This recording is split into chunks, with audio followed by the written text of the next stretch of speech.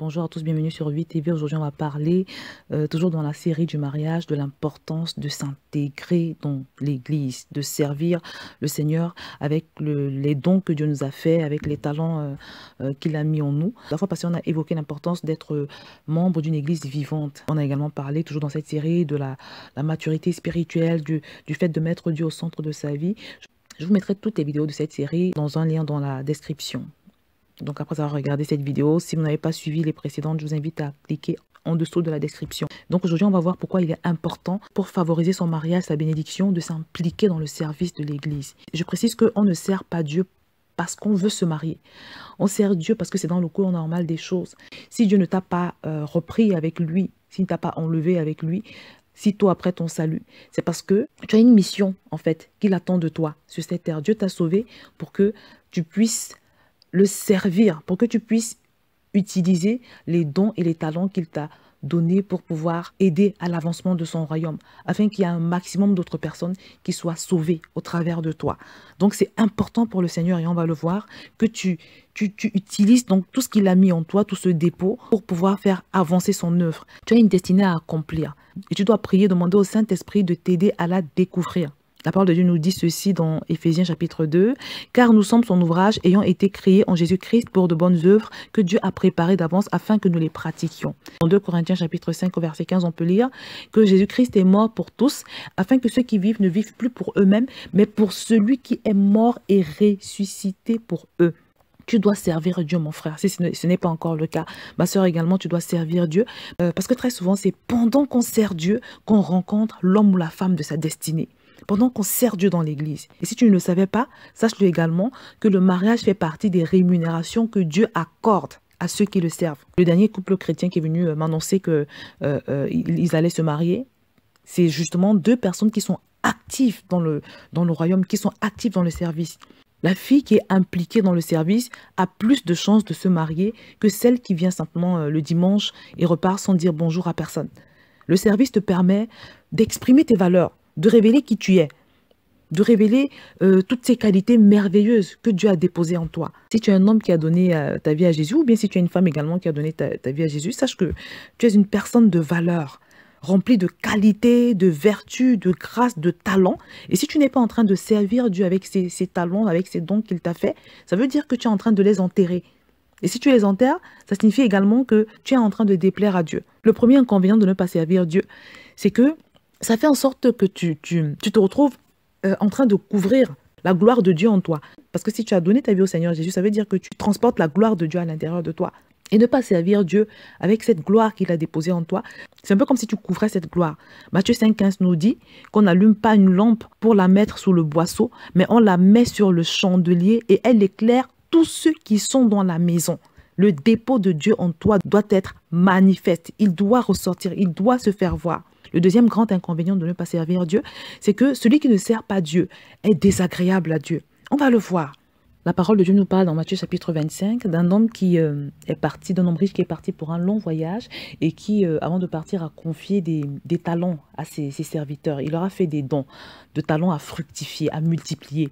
Et quand il est revenu de son voyage, chacun de ces serviteurs-là avait multiplié ses talents, chacun avait doublé les dons qui lui avaient été faits, sauf l'un d'entre eux qui n'avait pas cru nécessaire de multiplier le talent qui lui avait été remis, mais qui allait enterrer ce talent. Et au moment de rendre compte à son maître, voilà ce qu'il répond. On va lire à partir du verset 26. Celui qui n'avait reçu qu'un talent s'approcha ensuite et il dit, « Seigneur, je savais que tu es un homme dur, qui moissonne où tu n'as pas semé et qui amasse où tu n'as pas vanné. J'ai eu peur et je suis allé cacher ton talent dans la terre. Voici, prends ce qui est à toi. » Son maître lui répondit, « Serviteur méchant et paresseux, tu savais que je moissonne où je n'ai pas semé et que j'amasse où je n'ai pas vanné. Il te fallait donc remettre mon argent au banquier et à mon retour, j'aurais retiré ce qui est à moi avec un intérêt.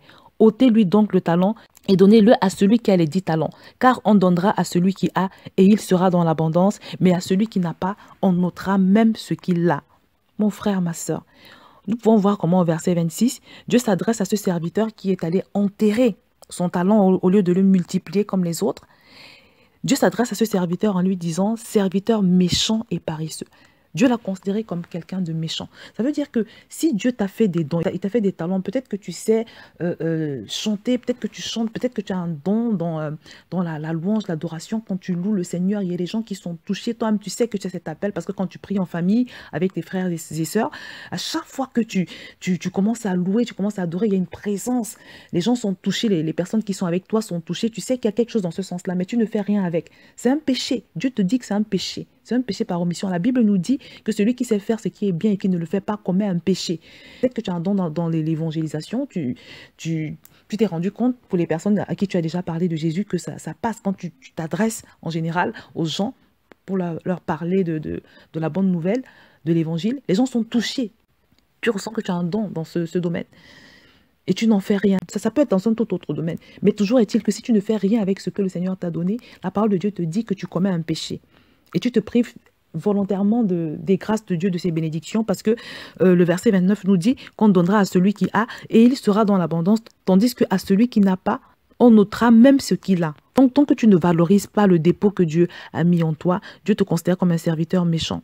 D'une part, tu es comme un article de valeur qui est bien caché dans un magasin. On l'a vu avec le verset de la lampe qu'on cache sous le boisseau. Mais deuxièmement, Dieu te considère comme un serviteur méchant et cela te prive de ses grâces. Par contre, celui qui multiplie, qui cherche la face de Dieu pour recevoir, savoir ce que Dieu attend de lui, c'est celui qui fait en sorte de découvrir ses dons et de les utiliser, de les multiplier. À celui-là, Dieu promet l'abondance. Et n'oublie pas, pendant que tu sers Dieu, de soutenir les autres, d'être quelqu'un qui encourage, qui est ouvert, comme je l'ai dit, de vraiment te montrer sympathique, de vraiment te montrer aimant dans le service et toujours prêt à aider les autres. Pour terminer rapidement, quelques indices pour savoir à quoi Dieu t'appelle. Sache, mon frère ou ma soeur, que ce qui te met en colère, en général, révèle une chose que Dieu t'appelle à corriger. Peut-être que tu es quelqu'un qui se met en peine des femmes qui sont battues, des femmes qui sont maltraitées dans leur foyer. Ça veut dire que Dieu a probablement mis quelque chose en toi pour résoudre ce problème. Peut-être aussi que tu as eu des expériences douloureuses dans un domaine particulier et le fait de voir des personnes qui souffrent de ce dont tu as souffert te met en colère. Te met en colère. Ça veut dire également qu'il y a de fortes chances que Dieu t'ait équipé et qu'il ait même permis que tu passes par cette expérience douloureuse pour pouvoir être une solution aussi pour les autres. Sache donc que d'une façon générale, tes prédispositions et expériences du passé ne sont pas le fruit du hasard, mais te préparent à l'œuvre de Dieu, à ta mission.